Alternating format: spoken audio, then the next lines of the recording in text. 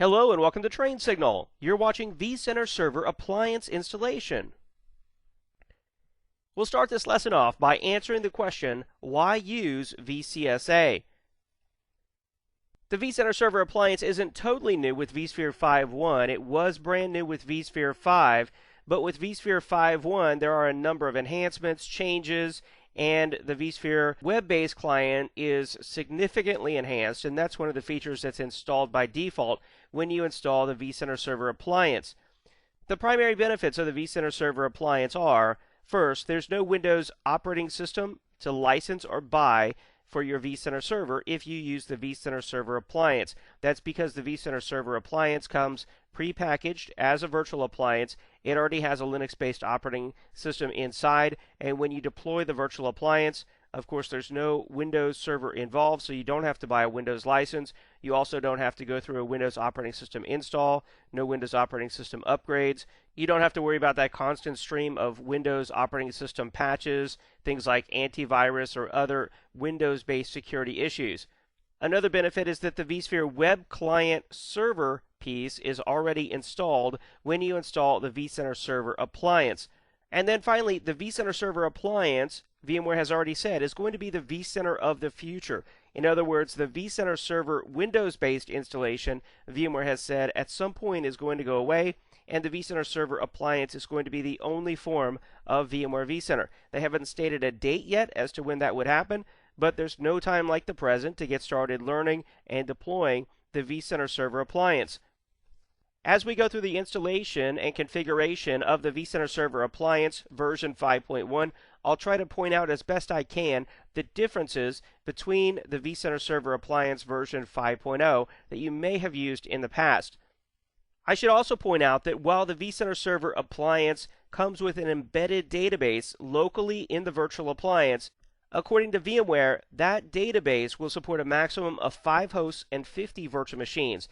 This is the exact same limitation you would have if you installed the vCenter Server for Windows Edition and then used the SQL Express database that comes with vCenter Server for Windows, which you can optionally install. So if your virtual infrastructure is going to scale beyond 5 hosts and 50 virtual machines, which for many of you that's the case, you're going to want to use an external database. Now, that doesn't mean that you have to go back to the Windows version of VMware vCenter. The vCenter Server Appliance still works great as a vCenter server. You'll just need to point it to an external database. Now, in the case of the vCenter Server Appliance version 5.1, Microsoft SQL is not supported as an external database, but DB2 is supported. If you don't use the local database, the external database you would use is an Oracle database. So you have to have an Oracle database if you want to go external. SQL Server is not supported at this point for the vCenter Server Appliance. Something else I want to point out is when you configure the vCenter Server Appliance, you can size it for your size of virtual infrastructure. So you might have a small inventory, which goes up to either 100 hosts or 1,000 virtual machines. From there, you can move up to medium, large, and then more than large, which supports up to 400 hosts or up to 4,000 virtual machines. So this vCenter Server Appliance can really scale, and it can support an enterprise production virtual infrastructure that's very large. But you'll need an external database to support that. Now let's move on and talk about installing and configuring the vCenter Server Appliance. In this lesson, I'll walk you through the process of downloading vCenter Server Appliance version 5.1. I'll discuss the sizing of the virtual appliance. For a production vCenter server, you'll want to configure a DNS entry at your DNS server to point back to the IP address, which you should statically configure on the vCenter Server Appliance. The deployment is very easy and straightforward thanks to the virtual appliance format. We don't have much to install. It's really just a deployment. And the configuration is relatively straightforward. If you use the embedded database, I would just worry about changing the root password, configuring Active Directory authentication, and then pointing it to an external database if you're going to scale beyond the limitations of the embedded database. Now, about that Active Directory configuration that I just briefly mentioned, that's something that most VMware administrators are going to configure or want to configure so that they can use VCSA like they've been using it with the Windows-based version of vCenter. With that Active Directory configuration, you can authenticate to the virtual infrastructure using your Windows Active Directory username and password, and then you can also use Active Directory users and groups to configure roles inside vCenter. Now, since this is a new features course, I don't walk through the entire process of configuring Active Directory authentication in vCenter 5.1. It really hasn't changed from configuring Active Directory with VCSA under Vsphere 5, but it was pointed out to me by the excellent technical reviewer on this course that he has a great blog post over on the Train Signal blog. His name is Ashraf, and he's been really excellent on the course here to help make sure I get every technical point right. And at his blog post, he pointed out that when you go through the configuration of Windows Active Directory authentication with VCSA version 5.1, instead of choosing the default configuration in the setup wizard, you should choose a custom configuration, and that way you can properly configure Active Directory authentication and get it right the first time, because numerous people have used the default and really, struggled with that. So if you haven't checked it out, make sure you go check out a blog post called How to Set Up vCenter 5.1 Server Appliance by Ashraf over at trainsignal.com/blog. And the last thing I want to point out is that if you're using the Vsphere web client to administer Vsphere 5.1, and if you have trouble and you call VMware support, they're going to tell you you must use a supported web browser. So that applies in Windows, and everything that I've tried using a Windows web browser has worked fine. I haven't had any problems personally. But over on my Mac laptop, when I try to access the virtual infrastructure using the Vsphere web client, the one thing I have found that does not work is you cannot perform remote console on Vsphere virtual machines if you're in the Mac OS. It doesn't matter what web browser you choose at this point, there's just no way to access the console of virtual machines through the Vsphere web client in the Mac OS. Now, the alternatives you have if you have a Mac like I do is you could use VMware Fusion on the Mac and then run the Windows operating system and then use the Vsphere Windows client or use the Vsphere web client inside Windows with a Windows web browser. Or you could RDP to a virtual machine that's running the Windows OS and then use the Vsphere Windows client or Vsphere web client there. Now, when it comes to just configuring the vCenter server appliance using a web browser, I really haven't seen any problems no matter what platform or what web browser you're on. The issues that I just discussed were related to using the Vsphere web client to administer a Vsphere 5.1 virtual infrastructure. So, now that you know why we should use the vCenter server appliance and the basic process we'll go through to install and configure it, now let's go over to our web browser and I'll show you where to download VCSA version 5.1. Then from there, we'll jump over into the lab at the Wirebrain Coffee Company, and then we'll start the deployment, we'll perform the configuration, and then test the vCenter server appliance with Vsphere 5.1. So with that, let's get started. From the VMware homepage, if you go up to Support and Downloads, and then over to VMware Vsphere, if you're an existing customer and you've licensed VMware Vsphere and vCenter, you can go here to Existing Customers, or if you don't have a license at this point, you can download the free Vsphere trial, which will include the vCenter server appliance. I'll go to Existing Customers, and then we'll scroll down here in the Download section, and no matter what version of VMware Vsphere you have, you'll find an option to download VMware Vcenter. We'll just click on that to view the download. So this covers not only the Windows version, but also the Linux-based virtual appliance. So if we scroll down, let's see here. First off, we have VMware Vim Setup All. This is the VMware server installation for Windows. And then we've got a section break here. Notice it says VMware Server Appliance. So these are the files you would want to download related to VCSA. And notice there's quite a few different ones here, so you need to be careful. Let's take a look at these. My recommendation would be to download the OVA file. That is a fully self-contained single file that you can use to deploy vCenter Server Appliance. You also have the option to download it in OVF format, where you would download a small OVF file, then a VMDK system disk, then a VMDK data disk, which works fine. It's just a little bit more time-consuming and complex than just downloading the OVA file. You can also download the upgrades down here. This was what you would use to upgrade the vCenter Server Appliance from a previous version. Let's say you were using VCSA and Vsphere 5. you would download these to upgrade VCSA to version 5.1. So in my case, I've already downloaded the vCenter Server Appliance version 5.1 in the OVA format. Now I'm going to go over to my Vsphere Windows-based client where I can go ahead and deploy the vCenter Server Appliance. Here I am in the VMware Vsphere client for Windows. I am running the 5.1 version of the client. I'm also connected to a newly installed ESXi host here, and it's running Vsphere 5.1 as well. At this point, we've downloaded the VMware vCenter Server Appliance version 5.1 in an OVA format, and we want to deploy that so that we can centrally manage our multiple ESXi 5.1 servers. I'll go up here to File and down to Deploy OVF Template. From here, I'll go and I'll browse for the file that we downloaded. It's in my download directory. I'll select it right here. I'll click Open. Click Next here. Notice we are deploying VCSA version 5.1 for Vsphere 5.1. And I'm not going to go into all the minor details about deploying this. Most likely you've deployed a virtual appliance before, and the vCenter Server Appliance isn't brand new with Vsphere 5.1.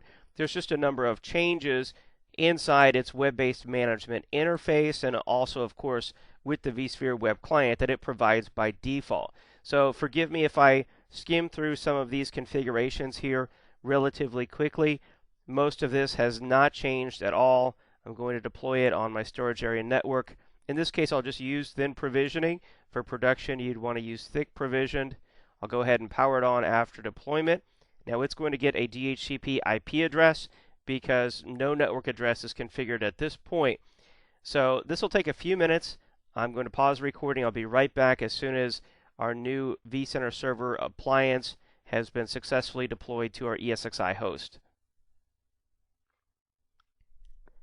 As you can see, we've successfully deployed the VMware vCenter Server Appliance. It just took a few minutes to upload the OVA file and then deploy the new virtual machine. We didn't have to create a new virtual machine, buy a Windows Server license, install that Windows operating system, then install the VMware vCenter application and database, and then even have to worry about keeping that Windows operating system patched and secure over time.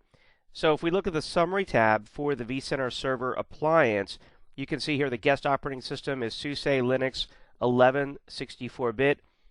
By default, it has 2 virtual CPUs assigned, 8 gigs of RAM. It is running the VMware tools. It received an IP address via DHCP. And then we've got all the other traditional power on, power off operations here. But let's go ahead and open up the console because that's where we'll find some useful information.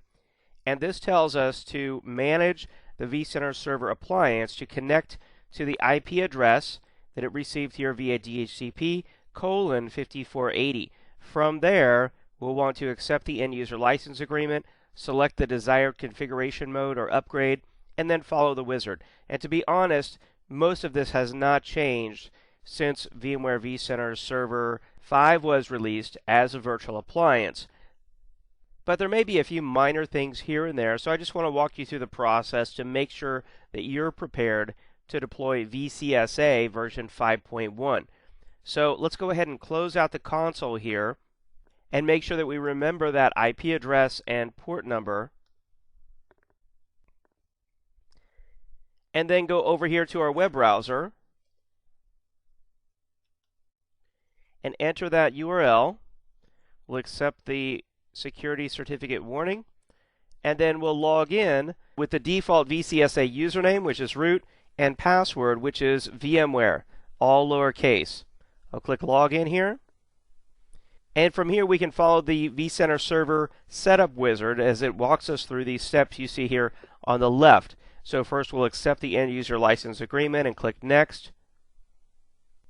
And then we're given some options to configure this new VCSA virtual appliance. So the most likely choice is going to be the default here, which is to configure with the default settings. We could also be performing an upgrade from a previous version. We could upload a configuration file which we've saved from another appliance or from the previous appliance you were running here. or we could set a custom configuration. In our case, we'll just use all the defaults and click Next. So those defaults include using the embedded VCSA database. That's the local database running on this virtual appliance. If you have a large production infrastructure, most likely you're going to use an external database like a Microsoft SQL server. We'll also be using the embedded SSO server. So the new single sign-on server that's absolutely critical and required and is part of vCenter and Vsphere 5.1 is going to be deployed and integrated inside this VCSA virtual appliance. Additionally, the SSO database, as you see down here, will also be embedded. So we've got the vCenter database here locally, we've got the SSO services, and we've got the SSO database. I'll click Start, and it walks through the process of configuring the database and these new services. This actually does take a few minutes. I'll just pause the recording and I'll be right back as soon as we're done. Okay, a few minutes have passed, and as you can see, the VCSA installation has configured the database, configured single sign-on, and started the vCenter server services. So we can just click Close here.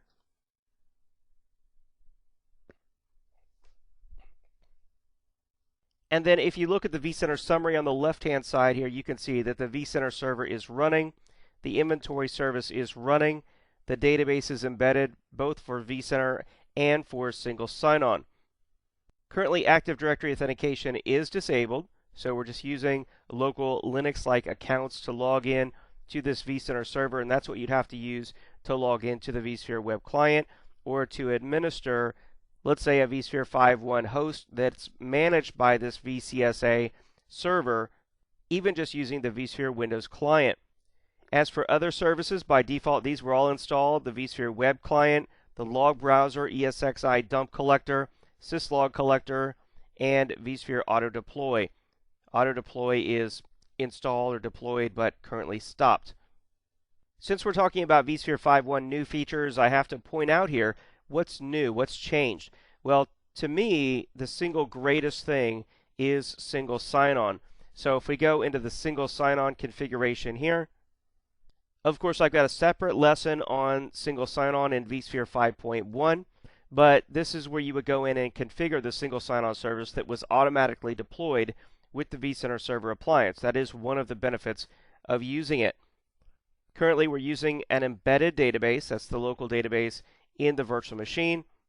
And honestly, unless we come up with a more complex scenario where we want to have multiple single sign-on servers, or we want to configure high availability for single sign-on, there isn't a lot to configure here related to it.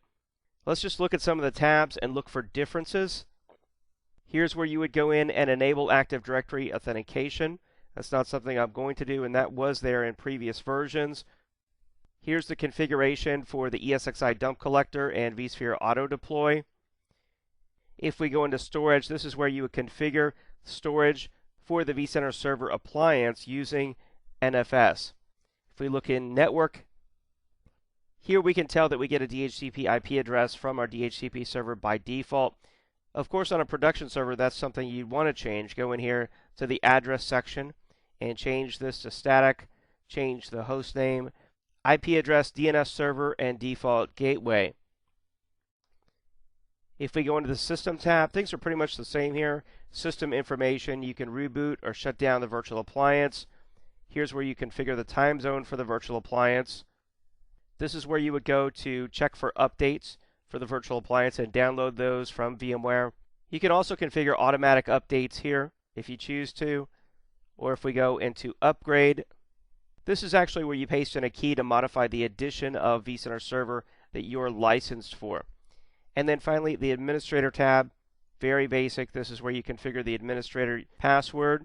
Of course, you want to change that from just the standard or default of VMware, and also where you enable SSH so that you can access the server from the command line using an SSH client. So that's the vCenter server for Windows, with single sign-on being the single biggest change that you need to know about. Of course, something that's also new, and that I talk about in my Vsphere 5.1 new features course, is the vastly improved Vsphere web client. And of course, that's installed by default with the vCenter Server Virtual Appliance. So if we open up a tab here in our web browser and go to 10.0.1.104, that was the IP address that VCSA received by default from our DHCP server. Here you can download, of course, the Vsphere client for Windows, but most importantly, you can log in to the Vsphere web client and use that web client to perform all the new features that you see in this video training course on Vsphere 5.1. That's because the web client only has all the new features included with VMware Vsphere 5.1. Not all of those major features made it in to the traditional Windows-based Vsphere client.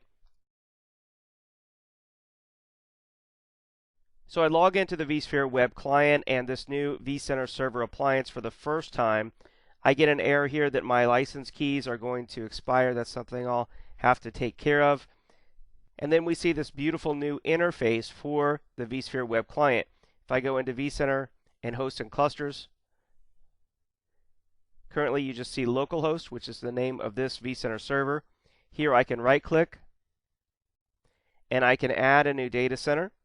Let's just call this Hilton Head, South Carolina, because that's where I'm actually located. And we created a new virtual data center.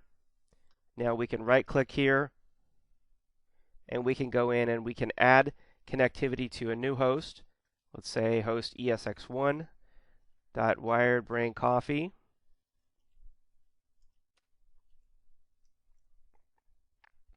Click next here. I'll put in the username and password. Accept the SSH. It tells us, of course, that this host is already being managed by another vCenter server. But at this point, I think you're starting to get the hang of how the new vCenter Server Virtual Appliance works with Vsphere 5.1, the configuration steps that you need to perform to get it up and running, and then the benefits that it offers you, especially around the new Vsphere web client, and of course having the new VMware vCenter single sign-on service incorporated and installed along with the vCenter Server Virtual Appliance. So I'll go ahead and cancel out here. And that's it. That's the new vCenter Server Appliance, part of VMware Vsphere 5.1. I'll be using the Vsphere web client and in many cases the vCenter Server Appliance throughout this video training course on VMware Vsphere 5.1. So with that, let's go back to our slides. And with that, we've reached the end of this lesson. I started off by talking about why you need the vCenter Server Appliance. I showed you how to download it from vmware.com, how to deploy it, and how to configure the vCenter Server Appliance with Vsphere 5.1. Again, thanks for watching this lesson covering the vCenter Server Appliance installation and configuration.